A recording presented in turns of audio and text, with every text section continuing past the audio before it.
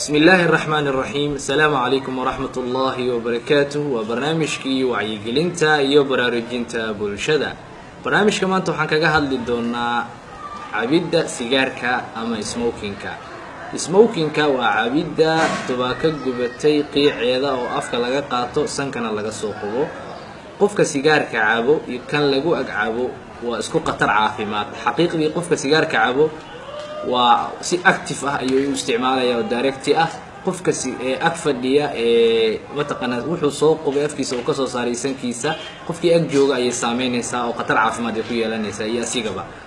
sidaan ka warqabno waxaan galaynaa oo ka hadlaynaa chemicals in cigarettes ama waxyaabaha ingredients uu ka samaysan yahay sigaarka. xaqiiqdii sigaarka waxyaabaha uu ka samaysan yahay ugu caansan waxaa kamid ah ammonia. ammoniadan waxaa loo adeegsadaa in lagu nadiifiyo waxyaabaha productska ah ama mataqaanaa lagu nadiifiyo. waxaa kaloo jirto sigaarka uu ka samaysan yahay wax la yiraahdo sulfuric acid oo ku jirto loo isticmaalo used in car batteries ama bateriyada baabuurta loo isticmaalo oo ayaa mataqaanaa asana uu ka samaysan yahay. waxaa kaloo ka samaysan yahay oo caana arsenic oo la yiraahdo maada la yiraahdo maadadaas oo loo isticmaalo ama ku jirto sunta dooliga lagu dilo ayuu ka kooban yahay. sidoo kale maadada ugu caansan oo addictive-ka ah oo qofka qabanaysa waxaa la yiraahdaa nicotine.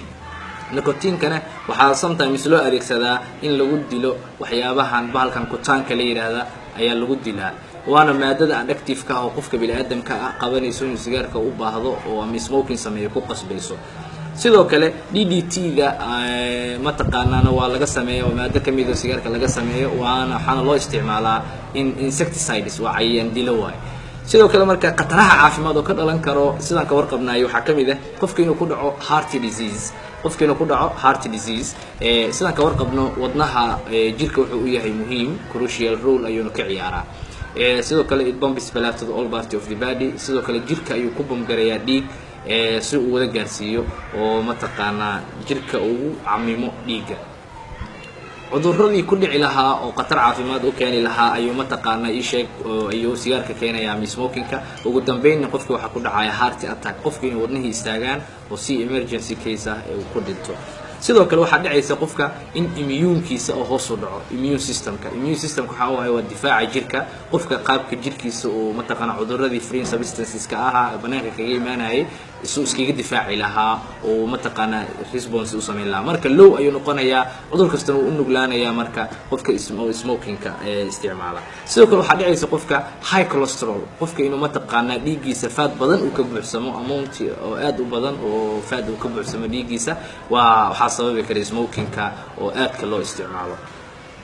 sidoo kale qofka waxaa dhacaysa caffeine inuu sameeyo. caffeine waxa weeyaan qofka inuu qunfaco in badan. sababta keenaysa ama ka dambeysana waxay tahay waxaa damage gareysmaya airways ama marinkii hawada ay maraysay ayaa mataqaanaa oo alveoli hoos u jiray oo gases kasjanjiga ka dhacay iyo mataqaanaa bronchioliski ama bronchial tree iyo dhan ayaa waxa ku dhacaya qofkii awood uma yeelanayo inuu neefti aad si habsami leh u qaato.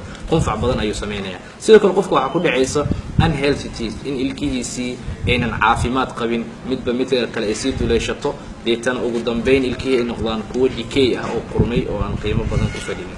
sidoo kale qofka waxaa hoos ugu dhacaya future vision problem ayaa ku dhacaya. qofka nool oo Allah subhanahu wa ta'ala abuuray mustaqbalkiisa iyo diiladiisa ayuu ka fikiraa laakiin qofkan isticmaala waxyaabaha sigaarka iyo waxyaabaha maanka dooriya sida smoking-ka sameeya qof mustaqbalkiisa iyo diiladiisa wixii soo socdo ka tashtama noqonayo. waa un qof noloshiisa markii mataqaanaa sigaarka u baahdana raadsada markii kalena iska socda ee nolol caadi iskaga noolaada. ma noqonayo qof mustaqbalkiisa iyo diilada yeesha oo mataqaanaa mustaqbalkiisa ka fikira. sidoo kale qofka waxaa ku dhici karo lung cancer. qofka inuu lung sanbabka ugu dhaco cancer inuu ugu dhaco waa ku dhici kartaa. sidoo kale qofka waxaa ku dhici karo high blood pressure inuu mataqaanaa dhiiga mataqaanaa kor u kaco ama dhiig kar uu ku dhaco ama hypertension wax la yiraahdo. sidoo kale waxaa ku dhici kara qofka asthma ama neef ayaa ku dhici karta in mataqaanaa marka qaarkood neeftii ku dhigto u dhibtoodo ayaa dhici karta. sidoo kale waxaa ku dhici kara qofka gum infections, cudurrada ciridka ku dhaco kale inay ku dhacaan qofka ciridka uu ka bukoodo marka waxa aad u mataqaanaa wax xanuunsan ay noqonayaan. sidoo kale reduced fertility waxaa hoos u dhacaya qofkan xaddigii dhalitaankiisii intuu ilmo dhali lahaa iyo waxyaabahaas dhan ayaa hoos u dhacaya sidoo kale ninkana markii la joogana waxay ku sameynaysaa gabarta markii la joogana waxa waa sexual dysfunction gabartii mataqaana dysfunction amaba mataqaana gabartii in mataqaana ku qanacsanaan weydo markii galmada sameynayso oo wax sensi badan inuu sameynin ninkana in importance galmadu ku sameyn lahaa iyo mataqaana awoodii ka lunto ayaa dhacaysa marka talo sigaarka qatar iyo cabidiisa qatar caafimaad oo inta ka badan ayaa ka dhalan kara hadaba waxa haboon oo aad u qurux badan qofka bini'aadamka inuu iska dhaafo leena faa'iidadiisa ayaa mataqaana yar qasaaradiisa ayaa badan marka waxay ka dhigan tahay adigoo dab ku taabanaya ama gubaya sanbabkaaga qofna ma ogolaan lahayn inuu sanbabkiisa gubo tan waxay ka dhigan tahay si indirect adigu u gubaya sanbabahaada mataqaana qofka sigaarka caawa sanbabkiisa iyo qofka caafimaadka qaba sanbabkiisa farqi weyn ayaa u dhaxeeya marka aan ka feejignaano aan iska ilaalino sigaarka iyo cabitaankiisa waayo qatar caafimaad oo aad u daran oo ayaa ka dhalan kara sigaarka cabidiisa kaliya iska ilaalisa ma aha waxa loo baahan yahay in qofka kuuga cagcabaya aad ka taxadirnaato waayo waxa ka qatar badan qofka sigaarka cabaya waxa ka qatar badan qofka ag fadhiya ee lagu qubaayo qaaci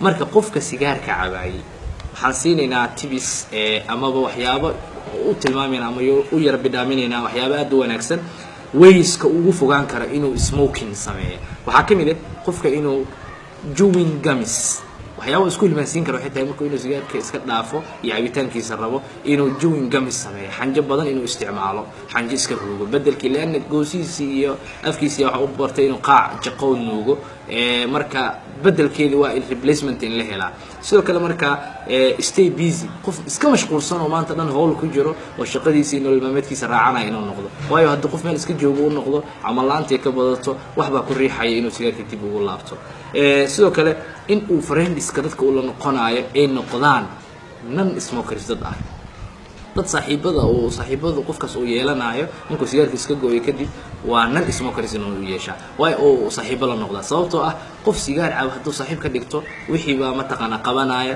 shirkii qaaci baa ku soo shiiraya wuxuu u qabanaya sidii bunki oo kale asin uu sameeynaya go'aankiisuna uu dhamaatay sidoo kale qofku waxa la rabaa exercise badan inuu sameeyo oo mataqaana riyada badaniyaha ama physical fitness badan uu sameeyo jimicsi far badan sidoo kale waxa haboon qofka inuu sameeyo